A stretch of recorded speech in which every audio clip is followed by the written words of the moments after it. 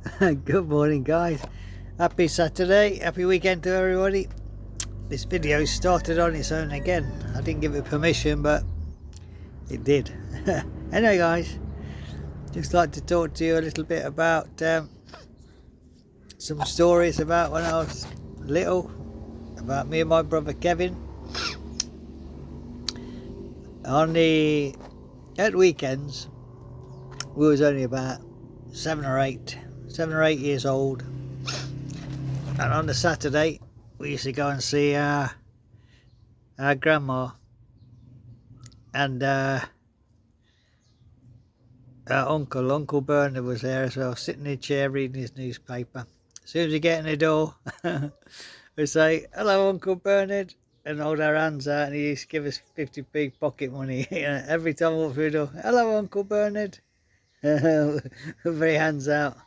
And then I used to climb in the window. My grandma, she used to have a little porcelain ornament with a coach and a horse, and I used to love horses. I was fascinated. I used to climb on the table in the window and play with it on the table. She said, "Don't break that, it's my best china." Okay. And what happened is that with our pocket money, it's time to go home now, so we used to go home, go to the bus stop, and opposite the bus stop was a lovely sweet shop and cake shop, like a bakery with lots of confectionery. And was waiting for the bus on the opposite side of the road, and I kept looking at Kev. I said, "What do you think, Kev? What should we do? Shall we spend all our bus fare on a biscuit or a cake, and then we'll walk home?" It was about 2 miles to walk home. I said, "Imagine, Kev, we can have a lovely chocolate biscuit." And he said, "Okay, then let's go and get a biscuit." So off we ran across the road into the confectionery shop. And in them days, we used to have these little tea chests with a glass top. You can see all the goodies inside. And one, we decided, oh, look at that. There's a big, thick shortcake biscuit with thick chocolate covered on one side and sugar on the other side. It's not very good for your teeth, but anyway, our eyes was like that in the cake shop. So much to choose from, so we decided on this thick chocolate biscuit covered in chocolate. So we went back to the bus stop and we broke it in half, and we shared half each, and we ate that. I said, "Right, Kev, we better start walking now. We spent our bus fare on biscuits and cakes." So when we got halfway home, I turned around to Kev and said, "Oh, my legs are aching. I wish we'd saved the money.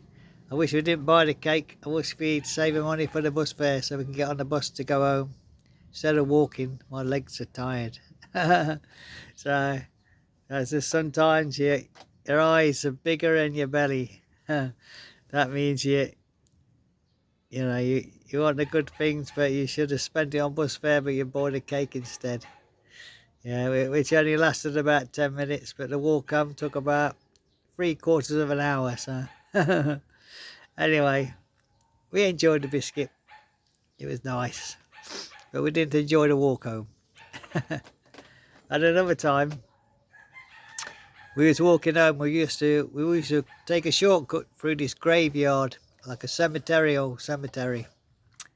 And on one grave there was like all these little green stones laid on the grave, green stones.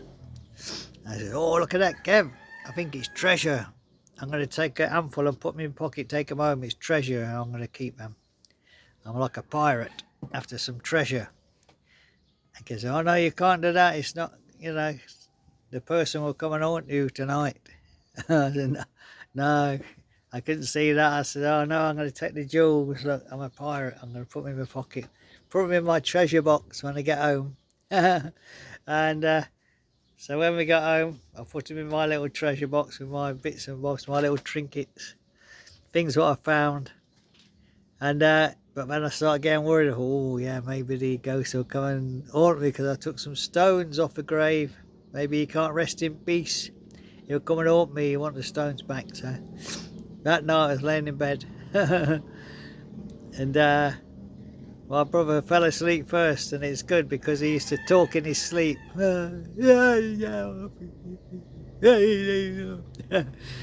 He used to say things in his sleep, and I used to say, "Yeah, it's a ghost. It's coming to get you." Yeah, yeah, hey. I said, "Too late. It's coming. It's a big ghoul after you." Talking in his sleep. Hey, leave me alone. Too late. He's going to chase you down the road. It's a ghoul, a ghost.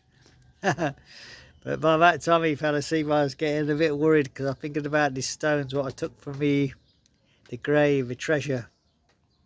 And I was scared, and I was looking at everything around me in the room, and I kept seeing a shadow behind the curtain, and I was, "Whoa, what is that?" And I called my dad. I said, "Dad, there's someone behind the curtain. I think he wants the treasure back." He goes, "What treasure?" I said, "Some little stones I took." He said, "Oh, it's only the tree in the garden shining, making the shape behind the curtain. There's nobody there." I said, "Oh, that's all right then." He said, "What do you mean treasure?" I said, "Oh, I took some big stones off a grave." He said, "Oh, you take them back tomorrow, put them back." It's very naughty to do that. So we had another long walk to take the stones back to the graveyard. But I did take one little stone. He kept it, and I put the rest back. I thought, "You won't miss one little stone, one little jewel for me," and I put the rest back. So yeah, as you can see, we was very mischievous when we were small. But usually I was the culprit, the one who was the mischief maker. And I used to encourage my brother. So. And I noticed he also used to have a little girlfriend every school, because we used to, when my dad was in the army, that meant we moved to a different town. But so we go to a different school, and every school he had a little sweetheart, a little girlfriend. And one day we was late for school, because I said, "Oh, look, on the way to school there's a little stream, a little brook." And I says, "Come on, Kev, let's go fishing in here before we go to school." He goes, "No, we'll be late." I said, "Don't worry." There was a lot of little tadpoles, like little baby frogs, little tadpoles. I said, "Let's get some of them, put them in a jar and take them." So when we got to school, it was a bit late, but as I went to the cloakroom, there's a little blonde-haired girl stood there, a little blonde girl. And she had her hands on her hips like this, and she's looking at her watch. She goes, "Oh, where have you been, Kev?" She says to my brother, "Where you been, Kev? I've been waiting for you." I said to Kev, "Who's that?" I said, "We're cowboys. We don't have girls, you know." So we're cowboys. She said, "Oh, it's my sweetheart." I said, "Sweetheart, we ain't got time for sweethearts. We're cowboys. We're tough guys, you know." But yeah, every school they used to have a go. Another school we went to, there's a little Indian girl. And she was in the playground, and she come marching up to us. She's throwing a bag of sweets, and she says, "You want one?" And I don't know what it was. It tastes like sultanas or something.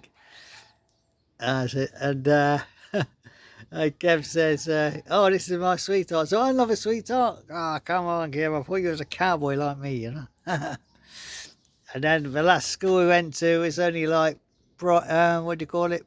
Junior school, is it? When you're only little. But we was in different classes because I was 3 years older than my brother, so that meant we was in different class, separated.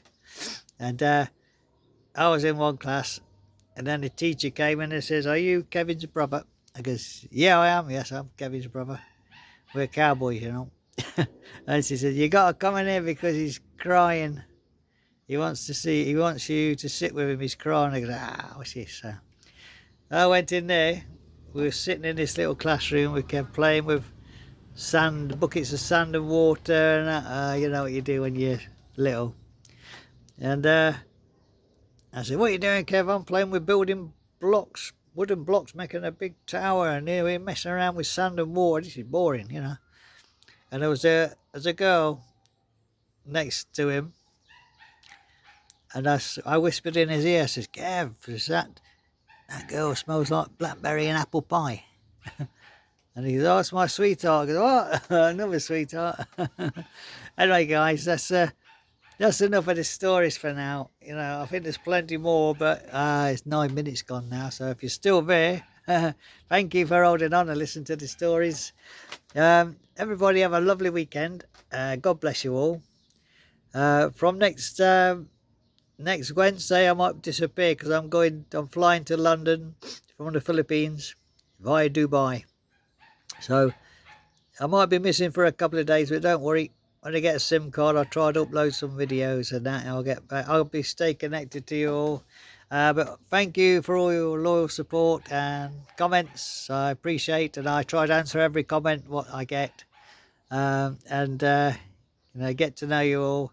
Thank you very much, and I wish you a lovely weekend, and God bless you more. And this is Captain Davey signing out, saying Arrivederci. That's Italian for you guys that don't know. Arrivederci, baby. Bye bye now.